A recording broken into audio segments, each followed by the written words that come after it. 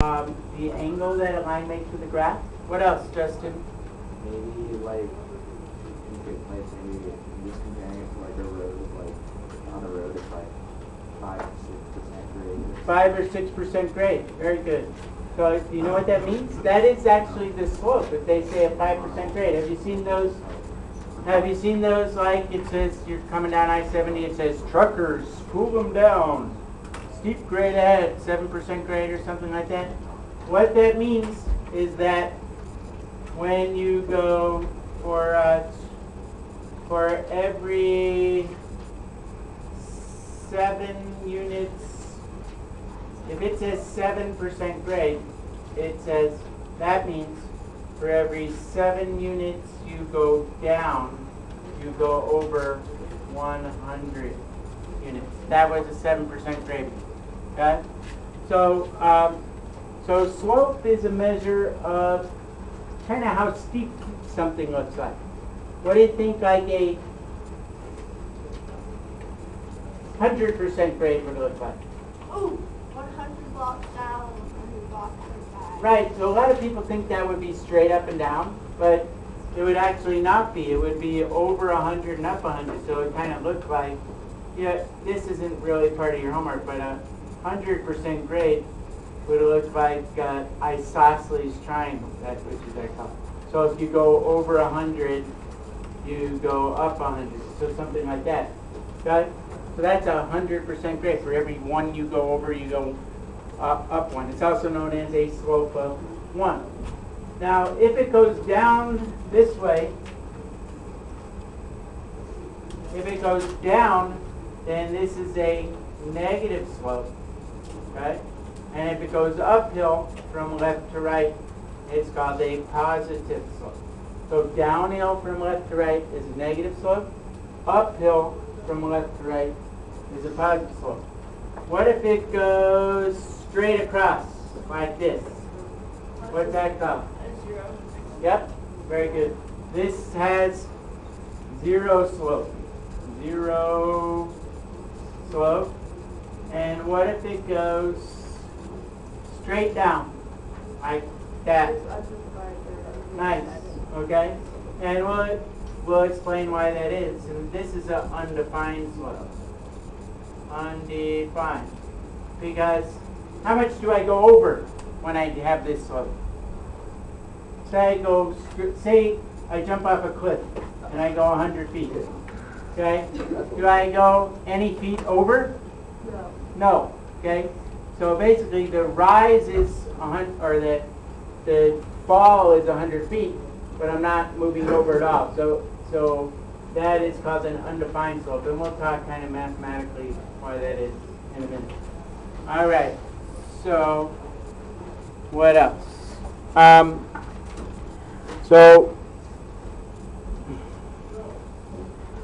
there's some other names that they call slope. There's lots of different things that comes up with slope, and one of them is, so slope is also known, aka as the rate of change. Rate of change.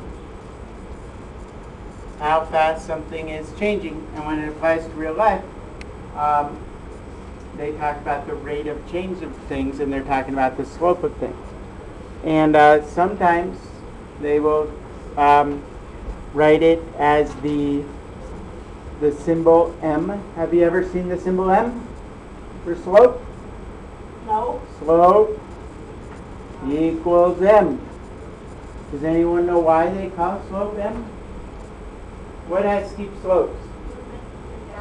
Mountains have steep slopes, and believe it or not, slopes are named M. They call it that letter for mountains. And there's a French mathematician who came up with the idea of slope, and he named it after the word in French, which is mountains, which, who knows how to say mountains in French? Mountainous. Mountainous. Isn't that how you say it? That's in Spanish. That's in Spanish? Well, it was How in French, Lindsay? I don't know how to say it. Something like that. Okay. Anyway, but that's what it stands for.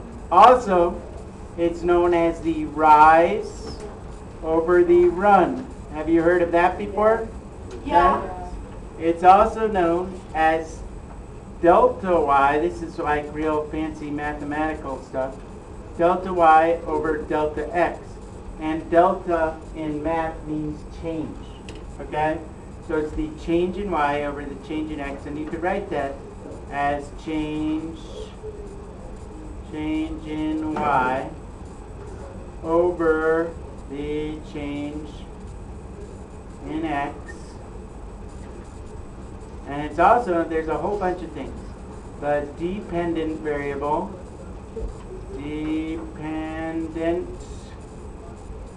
I'm just listing them all at once. Variable over the independent variable. Independent variable. What else do we have? Is there any more? There's one more, and there's a formula for slope. Anyone know what the formula for slope is? Is it like x Yeah, there's got some y's and x's. x, I don't know. Looks like this. X and y2 minus y1 over x2 or minus x1. I've never seen that. You've never, well, now you've seen it. So all these things mean exactly the same thing. Slope is the rate of change. It's usually it's abbreviated with the letter m. It's noted as the rise over the run. And when you measure slope, you go from left to right. Change in y over change in x. That's what this means. Delta y over delta x means, that's what this symbol means, change. Okay? The dependent variable over the independent variable. Usually y is the dependent and x is the independent. And this is a formula if you have points for finding slope. Alright? So, let's look. Oh, it says look at the table on page 283. So, I'm going to have to pause here for a minute. I'll just bring it up. Okay. I'm going to unpause. Okay. So, going back, is it going to let me write on here? I think it will. Let's look down. Where'd that page go? The page that I was looking for.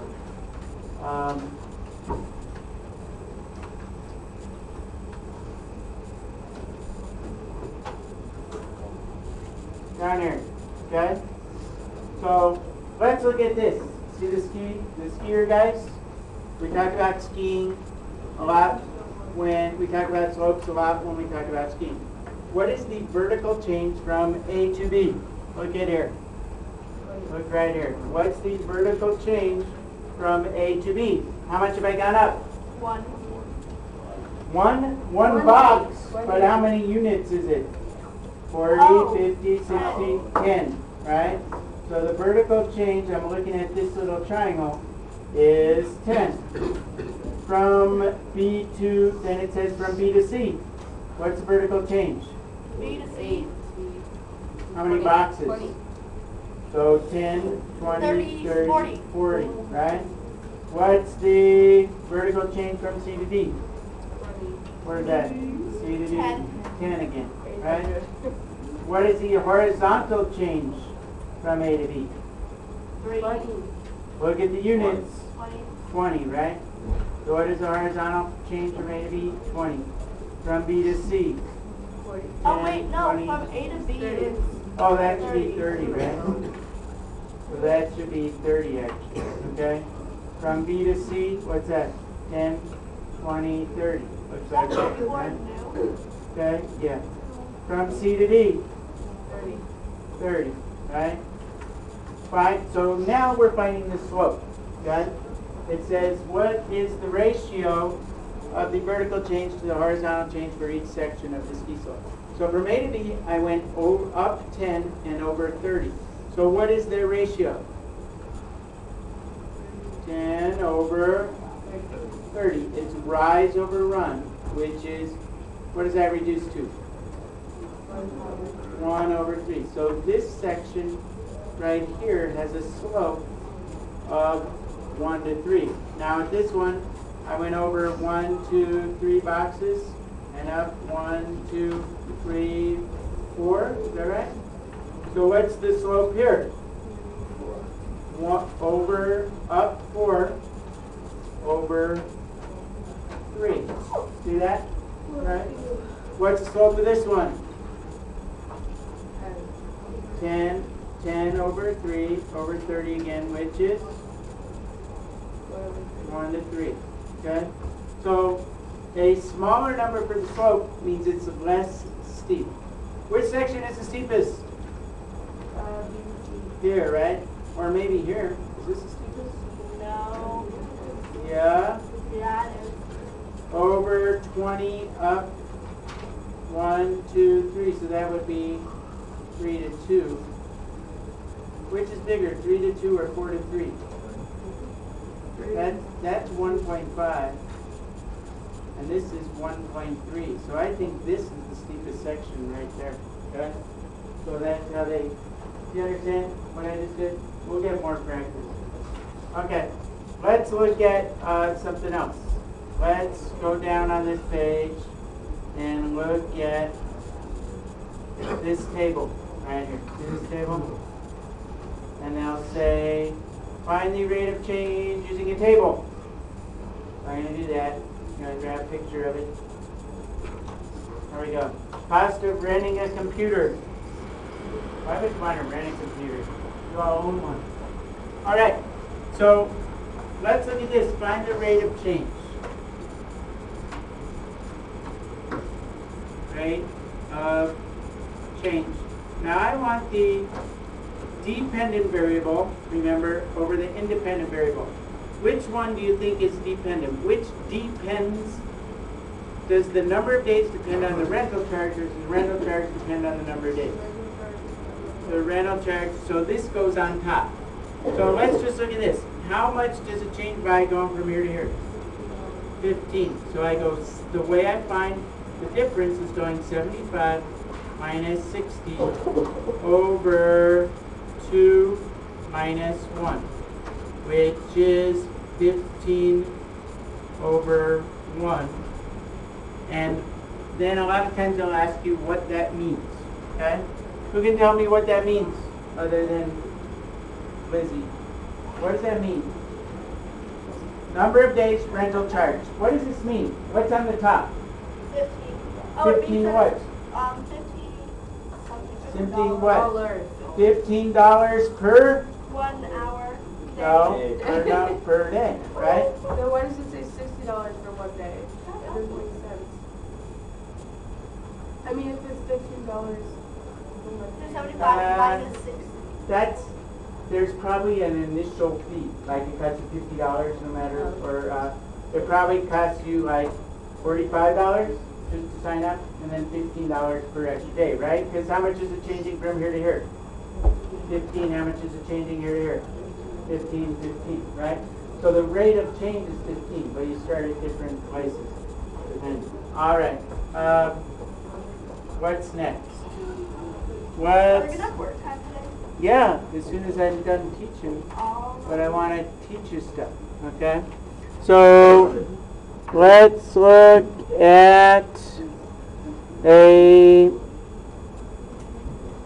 at a problem that involves numbers, okay? So say you have something, I'm going to start a new page, okay? And I'm going to draw a graph with arrows on the ends.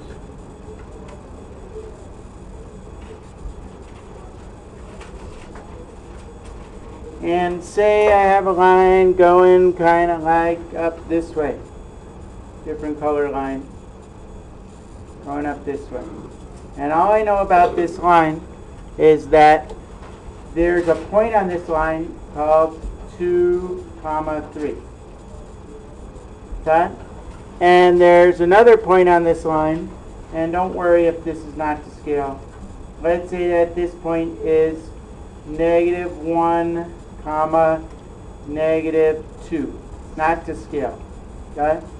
And they say find the slope, also known as the rate of change. Find the slope. Okay? So I could go back and use that formula that I just gave you, or I can draw in a little triangle and count boxes. Okay? So, look it, I can write from way over here. Can you hear me? Microphone? All right, you can hear me.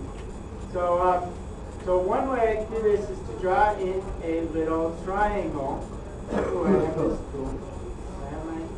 Look at that. And, When did you get your slope? what? What? I can't hear you way over there. What did he say? Jordan? I asked you when you got your new board. Oh, you haven't seen this yet? It's pretty cutting edge. It looks the same. I know you're going to say that, aren't you? But it's not. It's much more high tech. We'll When talk did about you it. get it? Over the weekend. Doubt it. So one thing you do is draw in what they call a slope triangle. That looks kind of like this. Right? So I'll show you two ways to do this. Count the number of boxes it would be. How far would I be going if I had gone from -1 over to +2? Over. From -1 to +2, how far have I trotted from here to 4. here? 5. 4? 4. 5. No. Probably. -1 to 0 is how far? 3. 1. Then how many more to get to 2? 2. 2. So altogether, how far did I go from here to here? 3, right? So this distance is 3. How far did I go up to go from -2 up to 3? 5. 5. Nice. Okay? So the slope of this line, this is the slope, is the rise. I went up 5, and I went over. What's the run? 3. And that's the slope of that line. 5, 2, 3. Okay? So now using that formula, let me show you how you do it using the formula. I'm going to go y2 minus y1 over x2 minus x1. Okay? So this, the second point, you want to call the second point x2, y2. And you want to call the first point x1, y1. You always want to label your point. Yeah, you always want to label which one. So it always goes xy, right? And the one after you call x2, y2. Now you don't have to do that to get the correct slope, but that's the way you should do it to keep it straight in your head. All right, going from left to right, x1, y1, x2, y2. So what goes in here for y2? What goes in for y2? 3. So it's going to look like, okay, 3. What goes in for y1? -2. So 3 minus -2 over, what's x1? x2, sorry. 2 minus what? -1, which is minus a minus is a positive 5 over 3, which is exactly what I got here. See? So you could count boxes by drawing a triangle, or you could just use the formula. I think the best way to go is using the formula, because then you don't have to count boxes. It's a lot more kind of algebraic. Let's do a couple more, and then I'll let you work, okay? Are you dying here? Right? No. How am I doing? Great. Great. Okay, so let's do another one. I'm making these up off the top of my head. What if they don't work though? They always work. You can always find the slope. I don't like that line. I want to make a line that's solid. I want to make a line that's solid. I want to make it have arrows on both ends. And I want to make it colorful. There we go. There we go.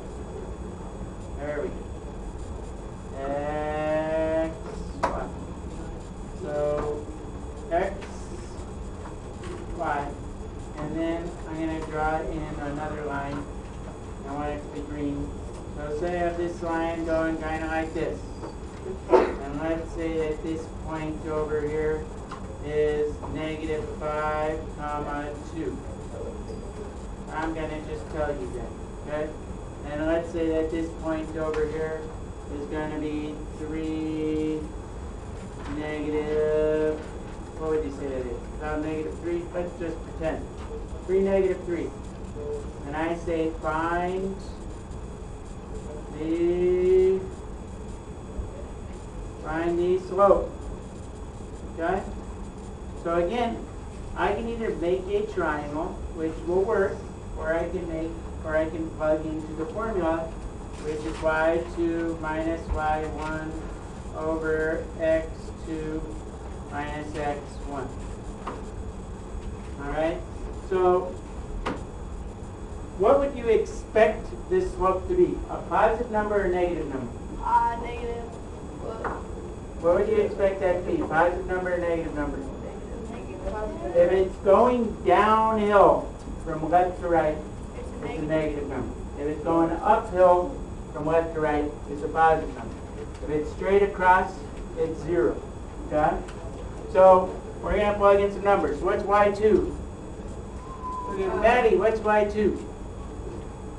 What's y2? Look up here. Yeah, negative 3. So you just want to label your points. Call this x2. Call this y2. Call this x1. Call this y1. Okay? So you have negative 3. And y1 is minus positive 2 over 3, which is x2, over x1, which is negative 5. So it's 3 minus negative 5. And when you do that, you get negative 5 over 8. This turns into a plus, right? So just like I said, that's the slope of negative 5, 8, which means for every 8 boxes I go over, right, I go down 5. So anywhere I draw, it would be a ratio of down 5 and over 8. Doesn't matter what those actual boxes are, but their ratio is down 5 and over 8. So that's what the slope is. Okay. One more problem, and then we'll be done. 2 more problems. Okay? Say we have this one.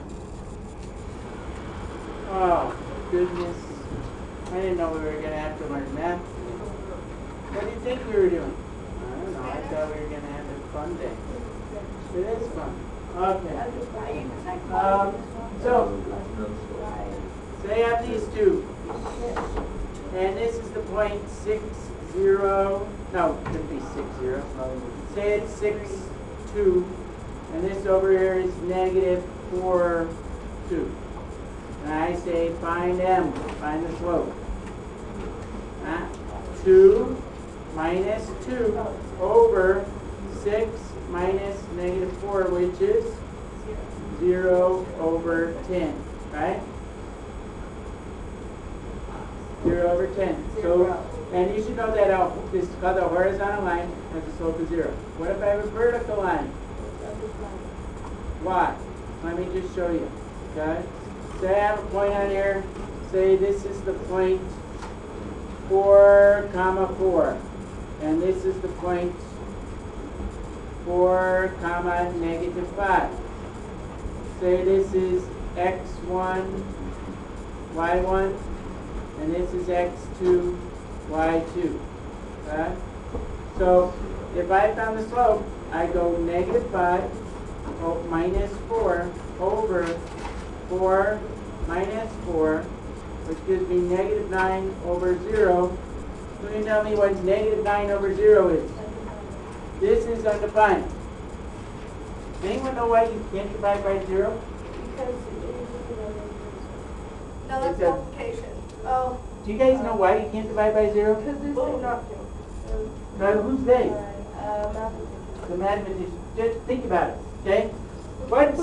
What's 8 divided by 8? 1. What's 8 divided by... Jordan, go outside. Go outside.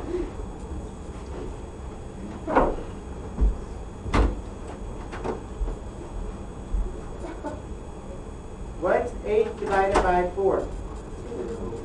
What's 8 divided by 2? 4. What's 8 divided by 1? What's 8? Sorry, 8. What's 8 divided by 0.5? You know what that is? 16. Very nice. And as I go smaller and smaller, 8 divided by 0.8 actually comes out to be 0.1 is 80. And as this number gets very, very, very small, like 0.000001, I get a very huge number. That'd be like 8 million or something like that. Okay? So what happens is as this number gets closer and closer to 0, this number gets infinitely big. Okay? So if you divide by 0, you get a number that is infinity, and there is no number infinity, which means the endless biggest number you could ever have. That's why you can't divide by 0. How do you like them apples? Did you know that? If you divide by 0, there's an atomic explosion? Yes. Oh, I didn't know that. Alright, so I don't want to do that anymore because I don't want to blow up. Alright, so should I write their homework up here, Miss Lindgren? Okay. So we're going to get you started. You got lots of class time to do the next pages, which is, watch this, you guys. Watch this. Which is page. Whoops.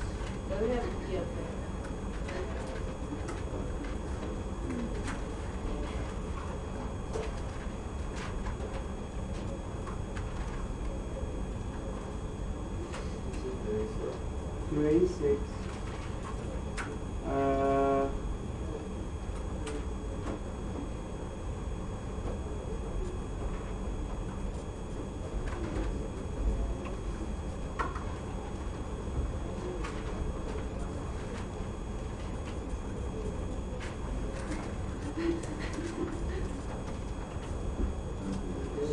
Those are true or false questions.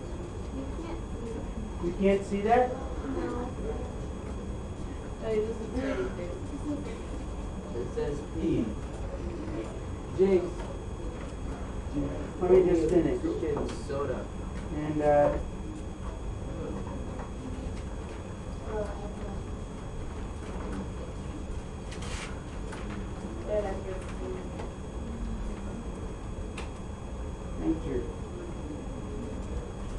And enter. It didn't work. Shoot. Oh well. That is. I have to figure out how to make that work. But it is, so we're going to do page 286. It's easier this way. 286. Page 286. 27 through 29. 40. 29, 40, 46, 54 through 60, and then 1 through 25 odd. So it's kind of weird, but we want you to do kind of the conceptual problems first, and then do kind of more of the basic problems, so you get through these and you don't read them to the end and skip them. Okay? So that's the end. And you've heard it here.